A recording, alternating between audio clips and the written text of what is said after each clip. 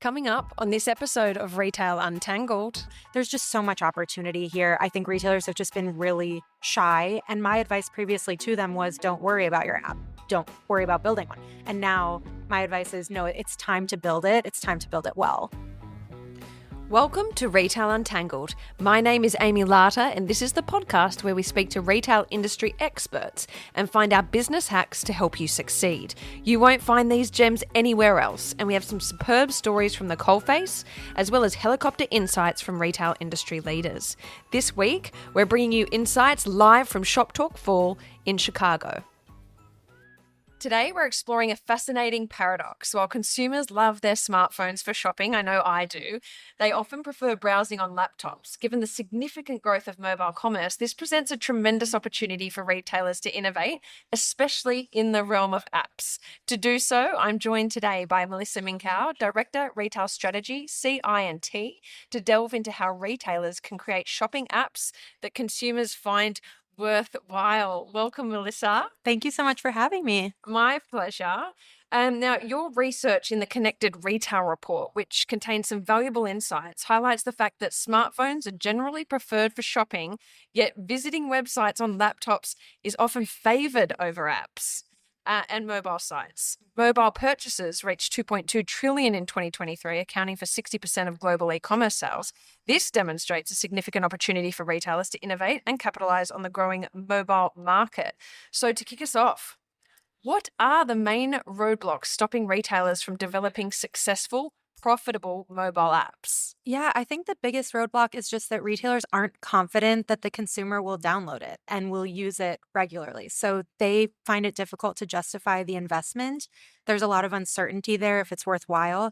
And they may not have the resources or the teams fully built out because they've decided to shift away from that. We hear that a lot from retailers is that years ago they thought, okay, we'll develop an app, and then they totally moved away from it because they couldn't get the downloads and the regular usage to justify the expense. And so where are they going wrong? I mean, obviously, there needs to be some level of strategy about how the app is going to be used or why it's going to be used and the role it plays. But keen to understand, where are retailers going wrong in this piece? Yeah, I think a lot of them are so focused on engagement and entertainment for the consumer, and gamification is such a buzzword when it comes to apps. But the reality is consumers don't really want that. They want the most efficient, easy checkout experience, easy path to purchase journey through the app. They don't really want to have that much fun on a retailer's app. Does that differ per category? Because I know I see a lot more investment in sort of content and that entertainment on, whether it be beauty brands or whatever it might be. Do you see differences per category, or is that essentially a one-size-fits-all approach? We haven't asked specifically per category that question, but overall, if you're comparing retail versus QSR, for example, because we just did a quick serve restaurant survey with grocery apps and delivery and restaurant branded apps. And what we saw was there's no difference between that category and just broader retail in general, where overall consumers just don't want to play around on retailer apps. They want to find what they're looking for. My guess would be apparel and beauty. Maybe there's a little bit more openness. A little bit of room for a bit more education. Exactly. Or, and browsing and fun and gamification. But in the categories where there's more of a sense of urgency, like with food, like with household goods, personal care items, they really don't want to just have fun on these apps. They have other apps for that. Yeah. And I think if we put our consumer hats on, it's true, right? 100%. I'm only using my app to make a purchase, and I want you to streamline that and simplify it, but that's really why I'm there. Exactly. We have social media apps. We have Candy Crush if we want to play Candy Crush. We have Wordle. We have all these other ways to have fun on our phones, and we really don't want to take up all that precious real estate. But the tides are turning. I'm really confident that, like you mentioned with our data, consumers actually have this openness to apps. It's just a matter of retailers creating the right ones. And I think that's a really, really important part of the future landscape when it comes to retail is creating those compelling apps, because mobile commerce continues to grow. We are on our smartphones more than we ever have been. And there's a ton of white space here. If you build the right app-based experience, consumers will shop it. I'm really confident in that. And that's where my advice to retailers has changed over time. Right. And if for retailers that don't have an app right now, and I don't know, is it a large portion of most retailers that have apps? What's that look like? Surprisingly, a lot of retailers do not have apps, especially brands. A lot of brands don't have apps, whereas maybe retailers are more likely to have them. Yeah. But what I think is so fascinating is there's even room for brands in the CPG space, for example, or beauty brands, for example, to have their own apps because they know that consumers are brand loyal a lot of times, and maybe they need to figure out which retailer to go to find them. And so they might be more likely to even download that branded app to help them navigate to the store that has those items in stock. So there's just so much opportunity here. I think retailers have just been really shy. And my advice previously to them was don't worry about your app. Don't worry about building one. And now my advice is no, it's time to build it. It's time to build it well. And when you look at the stats that we mentioned in regards to just the scale of mobile purchases, Yes. it's a space you want to play in, right? Absolutely. Absolutely. This is where consumers are spending the most amount of time overall. They embrace this as a channel. They just haven't been faced with the opportunities to shop in the ways they want to from an app perspective. Okay. And so from your research, and I'm keen to understand, the patterns where people are using it or, abandonment patterns and that type of thing. What factors really contribute to sort of low user engagement or that app abandonment piece? Yeah, it's things like I don't want to take up precious real estate on my phone. It's taking up too much data. It's not providing a convenient, frictionless experience, or it's not adding value. If you download this app, you go through all that trouble, you have to get a password, you have to get it all situated, and then there's no added value, and you could have just shopped the mobile site. That was a big waste of your time. If it doesn't make the payment process more efficient or easier, if it doesn't help you find products faster, if it doesn't help you navigate to deals and discounts more often, there's no benefit to the consumer and they don't understand the reason for downloading it. Yeah. And so, I mean, if we just step back before that piece, which I probably should have started with, but what influences consumers' decisions to download in the first place? So, our connected retail report from last year said that the number one reason consumers would download a retailer's app and use it was because it would give them access to better prices. The second most common choice or reason why they would download a retailer app was because it would give them exclusive benefits. And the third most frequently chosen reason was they're already shopping that retailer so much that they may as well have the app. So those are the three variables that would compel someone right now to download the app. It's the better deals and discounts, those exclusive benefits.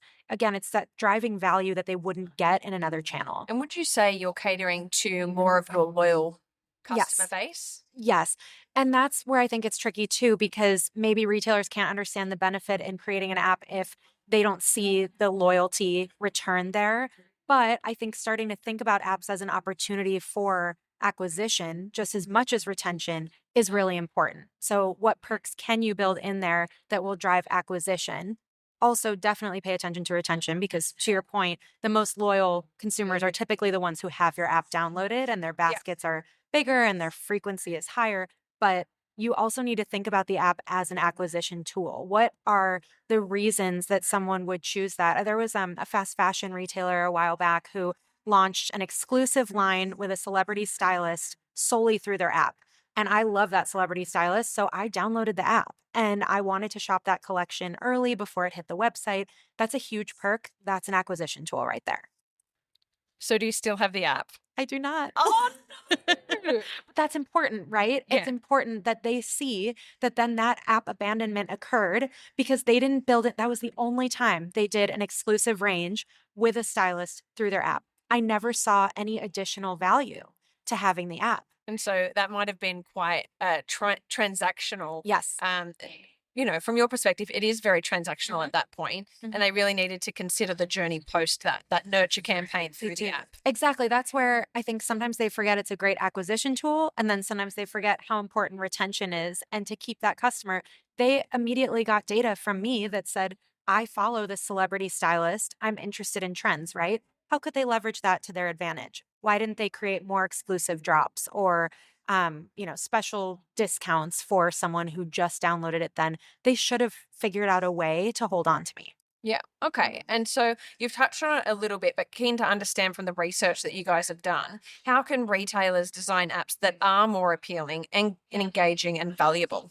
So in our QSR research, what we found was the importance there is with payments. The app has to make the payment process easier, whether that's in the store or the restaurant or paying from home. You also have to make it really easy to find the food that you're looking for and craving, which translates directly to retail in so many ways. I want to make sure that the search functionality in an app is useful and is just as strong as it would be on the website or even through Amazon or a Google search engine. Deals and discounts are also what people are looking for through the app. Which makes so much sense. So and I'm very keen to get you. I'm very keen to get your perspective on this. Which retailers are excelling in mobile app strategies, and I'm assuming getting exceptional results, and why? Yeah, so Target is golden child here. Yeah. You even had someone from their C-suite today saying that so many of their shoppers start their journey by using the app. I think that's really important. But what's also so great about their app is it is a wonderful tool when you're in the physical store because it has all your returns logged visually. I can very quickly facilitate my returns process in stores by using the app. It has your payments linked right there, my red card, my discounts. I always pay through the app. They have connected to their Starbucks in their venues. They just have so many services through the app that you would need when you're in brick and mortar. And that's very rare. A lot of times retailers are designing apps that are exclusively useful when you're at home. Yeah. And that's really important that you have that aspect, but you also really need to create an interface that's useful when you're in the brick and mortar. And I suppose that's the next struggle is not creating an app that stands alone or is siloed outside of the customer experience. Exactly. I don't know why there isn't a grocery app for my local grocer that tells me when my number one brand of cereal is back in stock. That should be something that is easily accessible for me. And I know then I can go into my brick and mortar store because of that app channel. I don't have any grocery store apps downloaded personally. And in our research, the average US consumer only has one grocery store app downloaded. And it's because they're not that useful right now. And Americans especially do most of their grocery shopping in stores. So why would they have an app? You have to build this channel for both the omni-channel usage and the exclusive usage at home.